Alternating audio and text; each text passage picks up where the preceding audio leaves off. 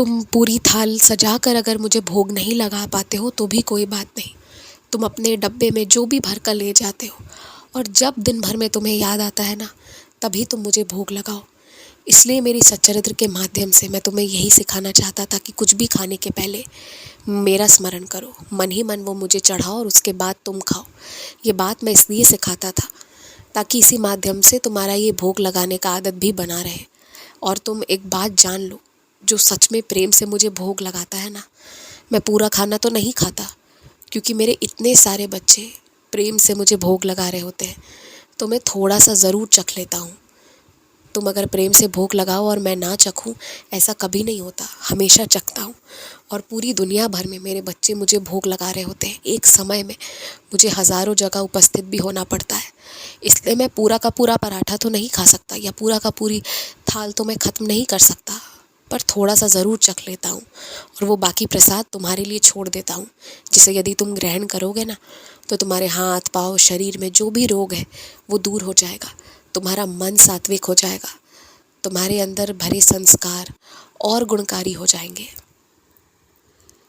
तुमने अगर एक बात गौर किया हो तो अब तुम ये पाओगे कि जो तुम्हारे मन में बात चल रही थी, जो तुम किसी इंसान को खुद अपने से बोल नहीं पा रहे थे, क्योंकि रिश्ता इतना नाजुक था, अगर तुम बोलते तो बात खराब हो जाती, अब वही बात पूरी दुनिया सलाह दे रही है। देखो, तुम जो चाह रहे थे हो वही रहा है, तुम्हारे ही मन का हो रहा है, तुम ध्यान देकर देखो। मैं सबूरी रखने बोलता ज़रूर हूँ, पर करवाता तुम्हारे मन का हूँ ना। तो इसलिए ये बात तुम सीख लो कि जब बाबा चुप रहने बोले तो चुप हो जाओ, क्योंकि तुम्हारे साईं तुम्हारे लिए जो भी करेंगे वो बहुत अच्छा करेंगे। तुम्हें अब तक जिसने भी प्रसाद दिया हो वो थोड़ी थोड़ी मात्रा में देते हैं, क्योंकि बहुत बड़ी मात्रा में प्रसाद नहीं लाई जा सकती थी। लेकिन मैं ये देख रहा हूँ कि इस बार कृपा तुम पर विशेष है, इसलिए तुम्हें उज्जैन महाकाल से या फिर काशी से, कहीं ना कहीं से तुम्हें अच्छी संख्या में प्रसाद प्राप्त होगा। तुम मेरी ये बात याद रखना। और इतनी अच्छी संख्या में वो प्रसाद प्राप्त होगा कि तुम उसे प्रेम से ग्रहण कर पाओगे, तुम उसका स्वाद ले पाओगे। और मेरी शिरडी आना चाहो तो बिल्कुल आना, मैं बुलाऊंगा, लेकिन पहले मैं तुम्हें वृंदावन बुलाऊंगा, मथुरा बुलाऊंगा।